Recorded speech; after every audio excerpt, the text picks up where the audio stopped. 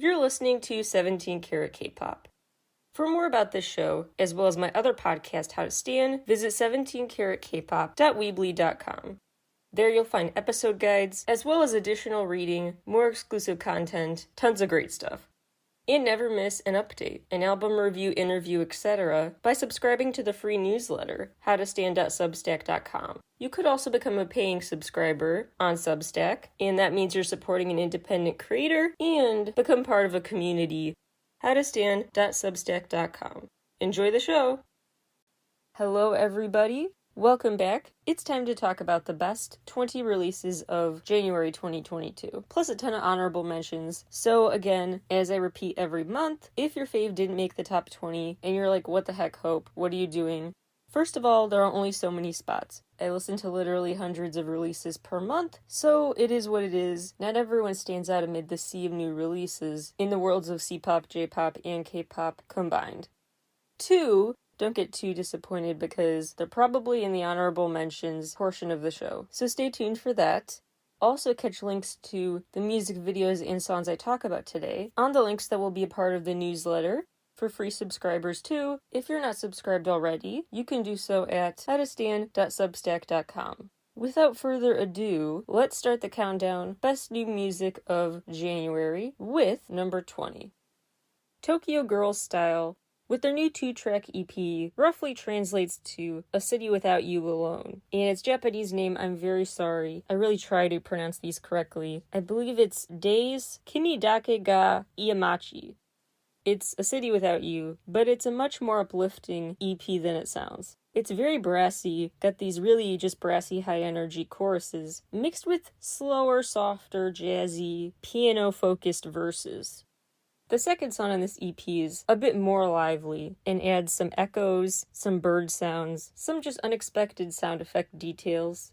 They're just very busy songs that kept my interest. And this group, I think, is a quite underrated J-pop act. Number 19, Justin with Star Expedition. This is a song from a C-pop artist, and it's an OST for a game that is just way exceeding the assignment. Really excellent production, real nice build-up, the drama, the cinema of it all. It's kind of a rock ballad. It's got this confident message about risking everything for your dreams, for your partner, figuring out what's important in life, and knowing what costs are worth it to pursue, no matter what. It's just literally and metaphorically the perfect soundtrack for his character's journey in life. Number 18. Official Hij Dandism with the new single Anarchy. This rock group really checks off every box to making this song a full story, an intro, rising action, climaxes, unexpected plot twists and turns, then the falling action and a conclusion that is nice and drawn out as the ending credits would theoretically roll.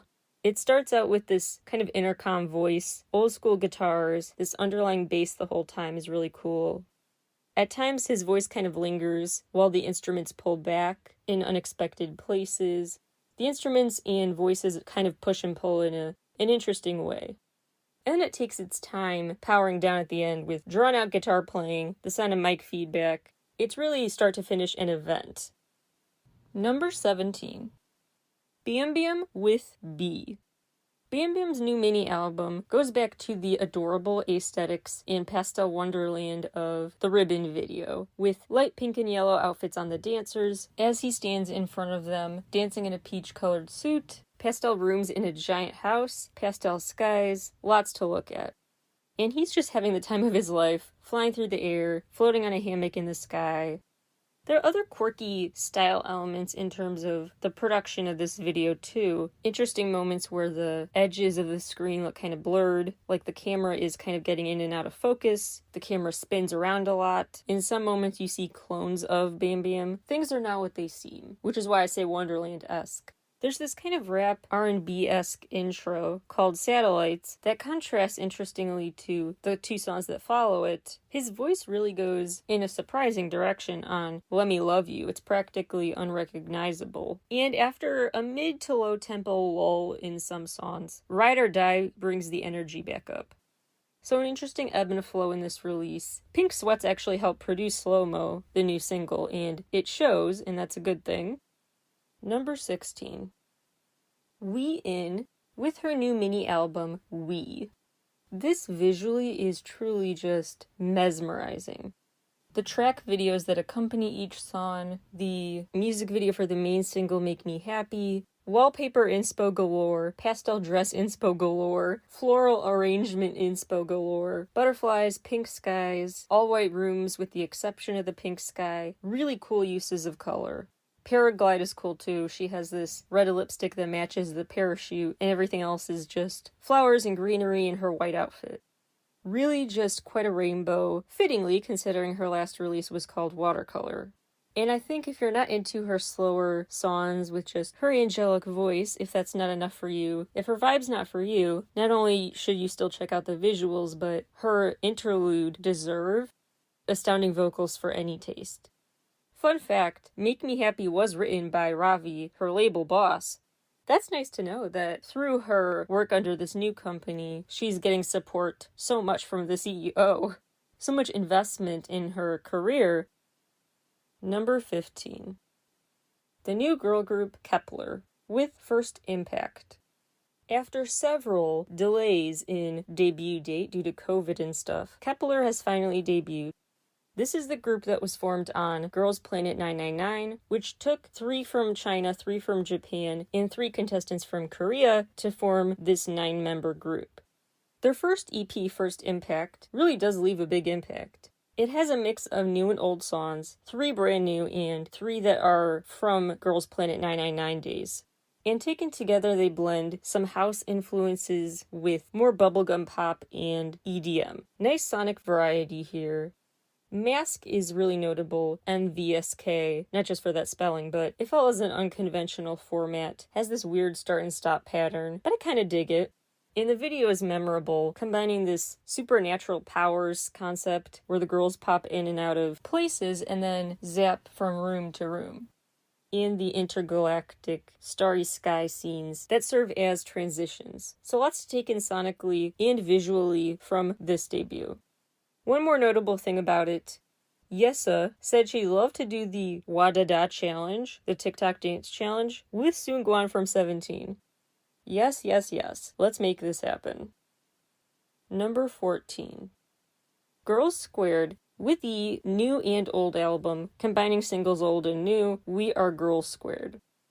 Like I said on the show last month for a Best of December roundup, their music is very From Us 9-esque and just very good for K-pop girl group fans to give a try. Definitely J-pop, K-pop fan crossover potential with these girls. Lots of bouncy pop songs, some guitar thrown in there, synths. They keep their sound varied but still pop. All different subgenres of pop are thrown together here and there.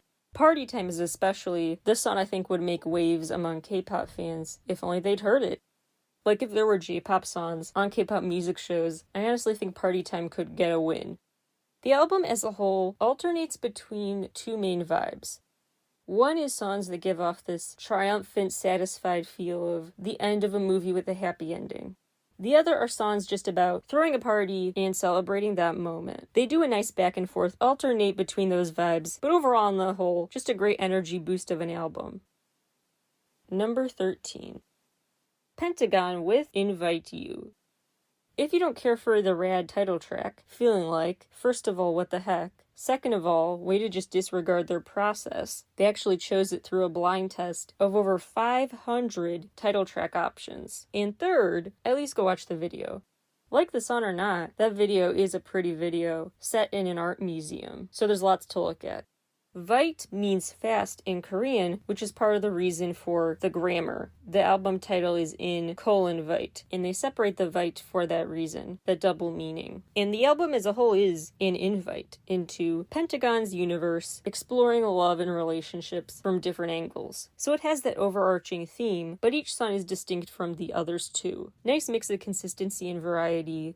And I love that they continue in this rock influence direction that they started with Do or Not and the Love or Take album. I really think it suits them. One Shot is really great for that rock vibe and for fans of Do or Not.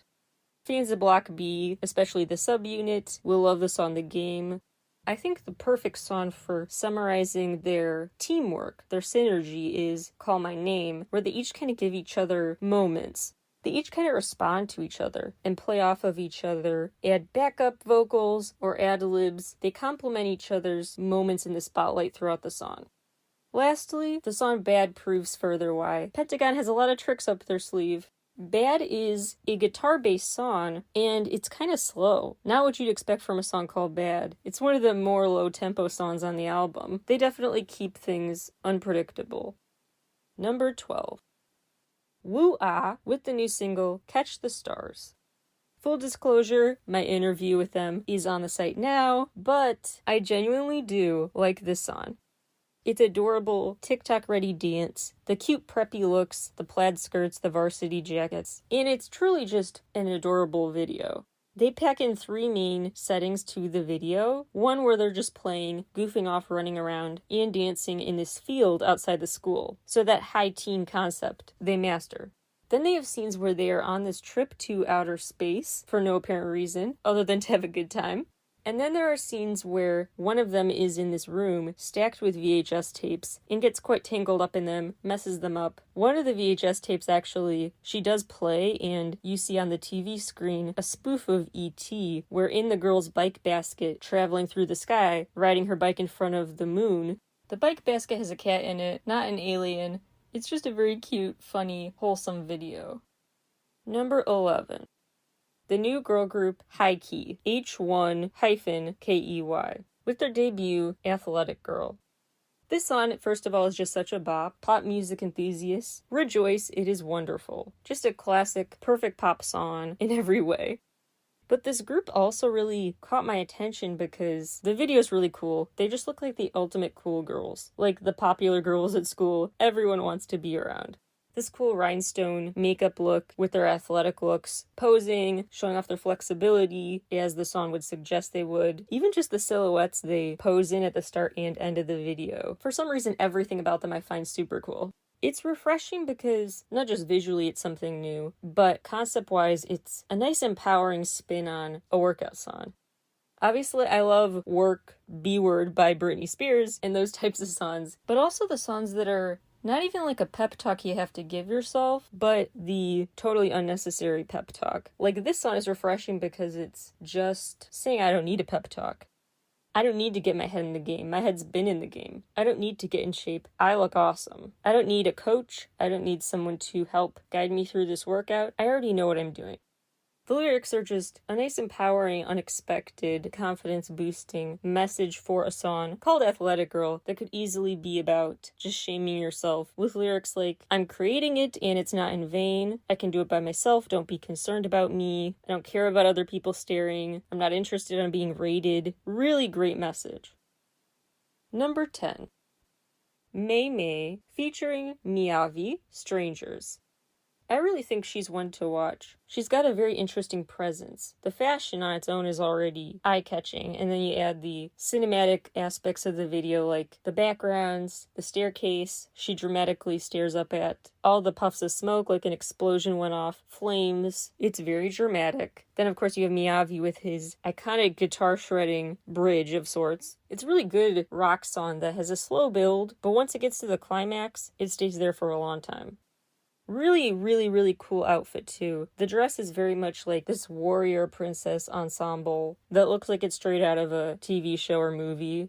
She's got these cute little blue mini braids, this silver eye makeup, dark lipstick, just really rocking this goth warrior princess thing. Number 9. Alexa with the new single, Tattoo. Alexa continues to have this back and forth in her music video universe between AI Alexa and human Alexa. So she has this alter ego robot of sorts, and so some adventures are in this cyborg, sci-fi dystopian setting, and others are more realistic fiction. This one is an interesting mix because, although of course for the most part, it's just human Alexa walking through the pier, wearing the cutest punk outfits ever, massive boot envy, lipstick envy, etc. from this video. But she also, at the very, very beginning and at the very tail end, nods back to that dystopian sci-fi world. You see very quickly images of the apocalyptic setting, a portal closing as she runs toward it, hints that there's more that meets the eye to this video, and to her story in general. It's interesting that the cover art for this single is a cartoon, an animated Alexa, and it has lyrics on that cover art about feelings being stuck like a tattoo. And to me, this whole song, not just is just relatable, representing, hey, I thought I broke up with you, why am I still thinking about you, why can't I move on? But it's also very specifically an Alexa story here, because this metaphor of feelings that won't go away shows that AI Alexa and good Alexa, angel Alexa, human versus devil Alexa, however you want to think about these alter egos, are more closely connected than you think. They can be singing the same song and in a lot of ways be very similar and very different. So human Alexa is singing about just wondering, why am I still thinking about him? Why are you stuck on me like a tattoo? And AI Alexa is asking the same question with a very different context. Literally as a robot saying, what are these things called feelings? Why are they stuck to me? Same questions asked, different conclusions drawn, different background context fueling their assumptions. So it's an interesting duality here. Number 8. P1 harmony with disharmony find out. Man, this is going to sound so cool live on tour because Do It Like This is just so fun. It's a block party kind of song. A take it to the streets and dance it out vibe of the video as well. That is definitely fit for K-pop dance play that happens outside of venues before the concerts.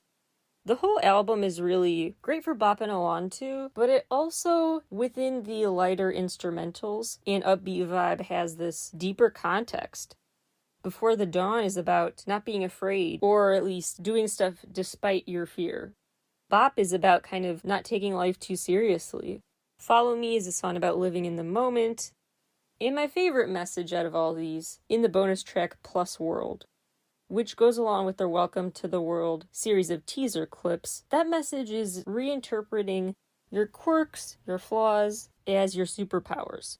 Rebranding what that is that makes you stand out as your distinct superpower. They're putting a lot of great energy into the world with their music, and I'm here for it. Number 7. Momoland and Nadi Natasha's collaboration, Yummy Yummy Love. This is just such a perfect 50-50 of Momoland and Nadi Natasha vibes. Because they've got these red and black shorter outfits, they have these mature lyrics, but they also have very cutesy lyrics, cutesy hand gestures, easy to dance along moves. So the Momoland spirit and Nadi Natasha's energy just collide and blend together for just a perfect mixture. You could tell that it's true when they say Nadi was involved every step of the way, and the members have had a lot of their own ideas incorporated into this release. This definitely has the ingredients of a hit song for both artists. And I'm so just excited when a cross-cultural pop collab that could add to global reach of both artists comes out and is not phoned in. Like, they actually have a good time together, play off each other's energy well, and it doesn't feel phoned in. It doesn't feel like they're doing it for clout or they're doing it for the sake of their management told them to, so whatever. But they really both seem like they genuinely have enjoyed making this a true collaboration. And that genuineness really does make a difference. Number 6. Max Chainman, Devil. His voice truly is one of a kind, very captivating, and I love this new title track so much. The a cappella-ish, haunting chorus of whispered voices adds to the interesting theme here of a devil not taking the form of this overt horn-wearing creature in the movies, but a more sinister, hidden force can also be the devil symbolically in your life. So that's what the song has the aura of, a hidden devil, which is scarier than if you know your enemy. It actually is a remake of Alex Runo's song Devil from 2021. And apparently, the original version of Devil is what he describes as more powerful, so I guess less of the haunted whisper, but they pulled back the volume to add to the creepiness in a way. And I think that was a smart choice. It really adds to the message here. He did slip in a Kwanya reference, which I always like to note. And this release has its lighter moments. The B-side Alien is, there is no other word for it, it's for shimmying. It's the perfect shimmy song. Then there's just the lightness he added to thinking about this release with the press conference for it, when bandmate Yuno described Max's voice as like a vending machine, where no matter what button you press and what you want, he has it in stock and can provide it at a moment's notice.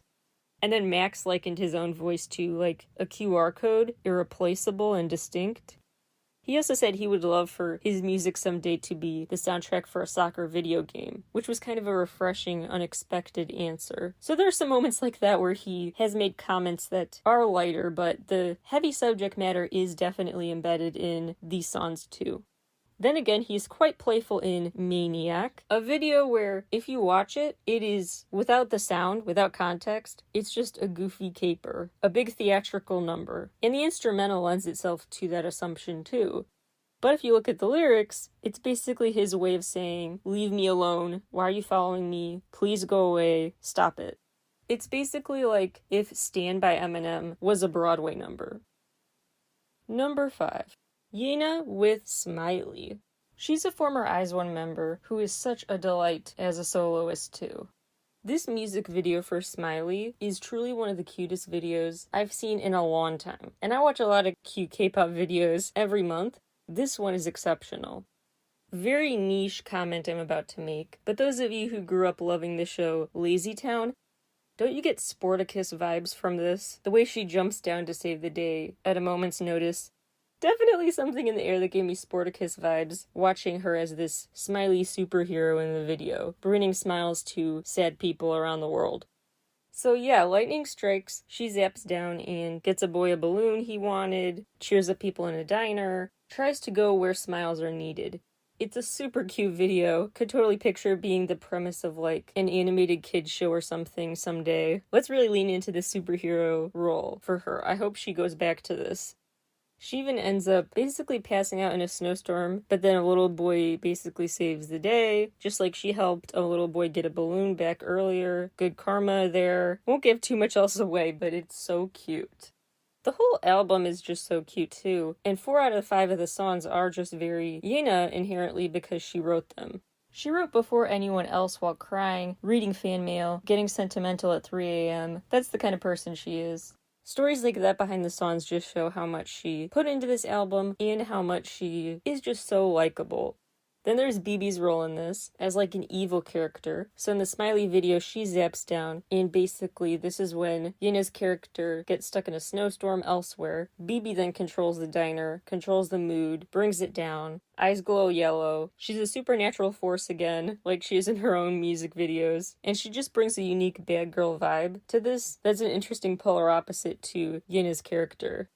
I love her sassy lyrics, like, except when I sneer, the corners of my lips are chillin'. Just a funny way of putting it. Number 4. Eric Nam, There and Back Again. I know, it's an all-English release, not here to debate who still counts as K-pop or not gonna take it too seriously there. First of all, I love the genre of music video he started, where he just wears the most high-end fashion imaginable and just freestyle sways his way through nature. It's like a nature documentary meets a fashion show, like he's going for several television programs at once and nailing every vibe. This album, to me, is a nice departure from his previous releases because it's a semi-departure only. It is different. It's a different vibe, a different feel to his past releases, but the Eric Nam core sound is still there. You could tell these songs are Eric Nam's, even though they are different. He actually recorded this album all in a living room in the USA. Usually he actually makes all of his music here and then goes to South Korea into a soundproof professional recording studio and redoes everything. He just scrapped that step this time. As much as that proved you can still make high quality stuff with less resources, but also proving that your music can have this intimate feel to it. There are upsides to a less polished album. Yet at the same time, this album is still well produced. You don't have to sacrifice quality when you make your sound more intimate because your environment demands it. It's also different, you could tell, because it's his first independent album. He's an independent artist now, and you can get that sense from his work too. He's never really filtered himself too much in his music, but this does feel more vulnerable.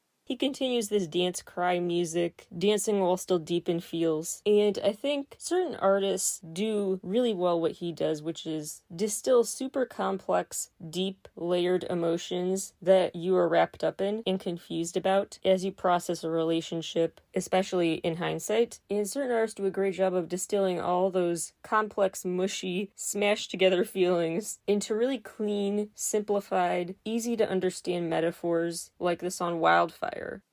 Or if not that, they find words that can extrapolate from personal experiences in a way that their songs resonate with everyone, yet still feel inherently personal, and tap into this sense of I can relate to that in individual listeners. And this album definitely carries throughout that sense of we've all been there, and I've personally been there. It's individualized with his story, yet still very relatable. In this dance cry category, in general, makes emotions feel less overwhelming. Not just by simplifying via lyrics what's happening, by summarizing it well, finding words for those messy feelings, but also finding a musical element to discussing it. And Eric Nam does that by he makes feelings feel less intimidating because behind those deep feelings is a breezy, sway-worthy or dance-worthy instrumental. The vibe is chill and inviting you to process emotions before it gets deep. It's a great balancing act. It's also a bit different from his past work sonically. One Way Lover to me stands out as different. And Wildfire, of course, where he takes his voice places it usually doesn't go, really octave-wise, next level. It was actually just sitting in a vault that Producer Rabbit has for a long time until Eric decided to give it a shot. Last thing I'll say about this, I love Eric's description of it when he talked about Any Other Way being, quote, a cowboy western, whistle your goddamn ear off banger, GATDAM. I mean, if you thought the yeehaw trend in music was over, Eric Nam insists it's not. Number 3, N- with the album Repackage, Dimension, Answer. I talked about N-'s whole music video universe in N-'s Dual Worlds, so go check out that episode if you need a story refresher, which you should for just better appreciation of their artistry in general, but I will say for this release, it's not really necessary. This is a really good song, a good single to get new fans into this world, without any past understanding of their music video world.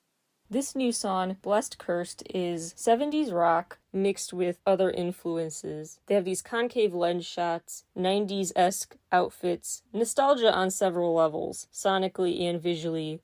It also seems to be worth noting, though, there's a split-second scene in the video where this fire is set in a school hallway.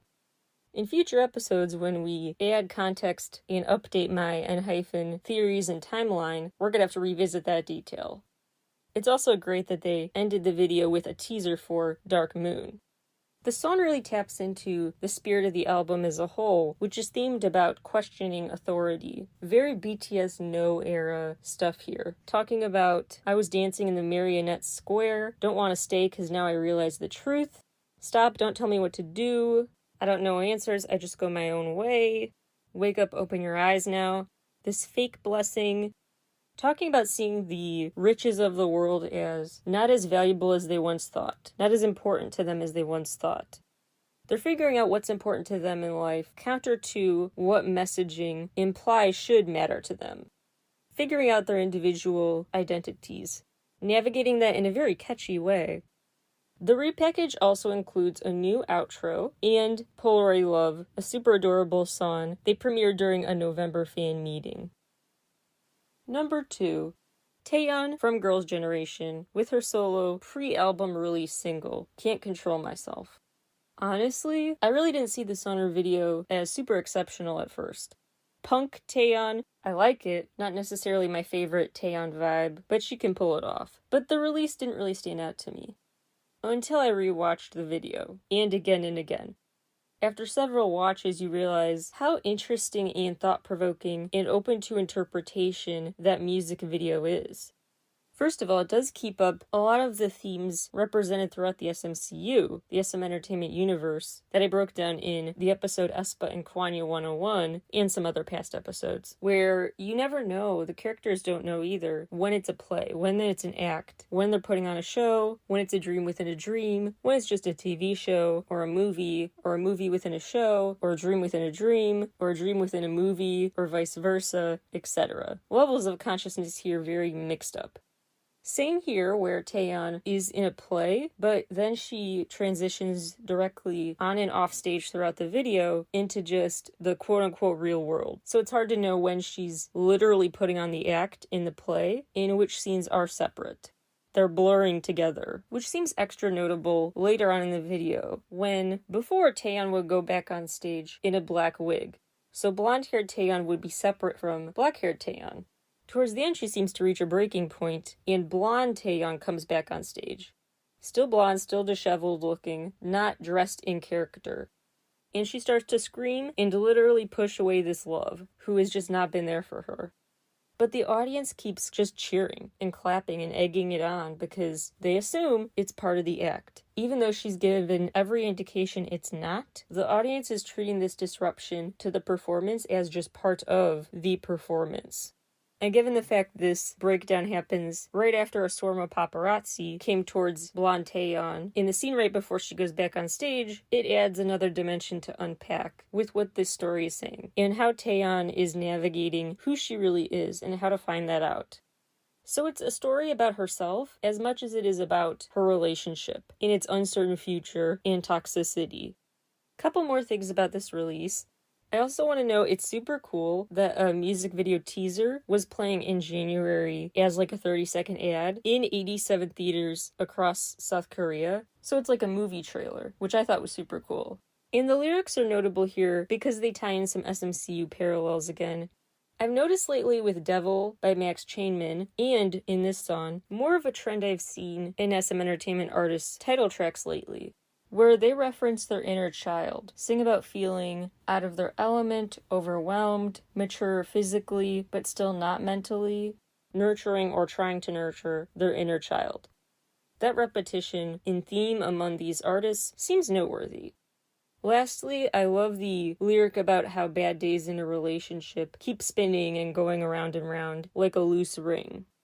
That loose ring analogy adds another dimension to unpack in this story because it's a great metaphor for a relationship that feels like it's in a toxic loop, but also it could be nodding to like an engagement ring. So that's something to think about as well. Like she's gotten this far in the relationship. That's another interpretation. Drumroll please. Number 1, best new release of January 2022. Woozi from 17 with his solo debut, Ruby. This song is frankly hard to know how to describe because it is so both classically woozy and a surprise. I really had no idea what to expect going into first checking out this release, so it's hard to say I was blown away or it exceeded expectations because I didn't have any, but I really was kind of blown away. The woozy touch is clearly all over this release. He adds his fingerprints with his vocal delivery, his cute little giggle at the end, his production style, the layers, the playing with vocal filters, all reminiscent of the way he produces some 17 tracks. But it's also not what I expected from him. More rock-leaning than I thought, more bold, mature than I expected, more attitude, more confidence, rocking these bold suits and performing in the middle of a fashion show in the music video. Plus the fun surprise of he's been a songwriter for 10 years now, yet this is his first all-English song. And of course I have to take a second to shout out some of the lyrics. In past episodes of 17 Talk, I've brought up certain symbols that are recurring in 17 music, like references to waves, metaphors related to ocean waves, as well as colors and painting. Now Woozi has lyrics in this song that say, "Go color me like you," and "Ruby Ocean." Just thought those were worth mentioning. And of course the best lyric that I can't say on this episode or I'll get in trouble, but you know what it is about the Coke Zero. So funny. It's funny too if you are a Carat and remember the whole Mentos PR moment for 17. From Mentos to Coke, feels like there's some symbolism there about his explosive solo debut. Let's move on to some honorable mentions now. Fromis9 with Midnight Guest. This new mini album shows their growth in the actual writing and composing process, and the whole album has this kind of jazzy city pop meets bubblegum pop vibe to it. Most notable probably is Hush Hush, a song that Ji-won and Seyun worked on, getting inspiration from the Han River, picturing a city as their playground when it's dawn, bright and early, no one else is around, the world feels like your oyster. That was the mood they turned to for inspiration for that song. As for the DM music video, really a treat to watch. It's interesting how they're rocking these opera gloves, these long gloves that are really taking off as an unexpected TikTok fashion trend these days. Not sure if this was filmed way before that became a thing on TikTok or not, but it's an interesting coincidence. They also rock Tug footwear in this video, which had me freaking out because I just love that brand. Their shoes are so cool. Their whole outfits were great and worked well with the environment. Love the ending scene with the white outfits while they're surrounded by colorful paint. So very well done video. And honestly, I really think nothing against the girls, nothing personal. Marketing-wise and strategy-wise, I really feel like Fromis9 was going to disband if it weren't for Hybe acquiring their label and giving them this extra publicity and boost. I just feel like it was lacking before. That extra marketing push, that extra exposure that they needed. Again, nothing against the girls working super hard to earn their reputation, but I do think Hybe's amplification was a lifeline. And just time, the time factor. I think Fromis9 has really hit their musical stride since Feel Good and We Go. That route is musically where they've stuck for a while. That's their sweet spot. WJSM Chikome, Super Yuppers. I'll be honest, as much as I do like cutesy, quirky K-pop concepts, and know they're not for everyone, I was not sold on this one. But this song was stuck in my head a few days ago, and then I realized, wow, actually I'm adding that to my playlist now. So trust me, if the super cutesiness of the music video, you just don't care for that over-the-top, quirky concept, please give the song a chance on its own. It truly is just, at the end of the day, a really well-done, catchy pop song. It doesn't need all of the over-the-top antics to be interesting, and some would argue it would be better if they didn't. I do think the video is cute. It shows them basically as superheroes, but I think they really overdo it in a funny way. Like, the crimes they punish people for, they start scolding this dude who's not finishing his food, being wasteful. They target aiming right for the head with their bow and arrow, the guy who vandalized their posters. One guy enters his car, then realizes the girls are in there already to stop him from leaving the lot.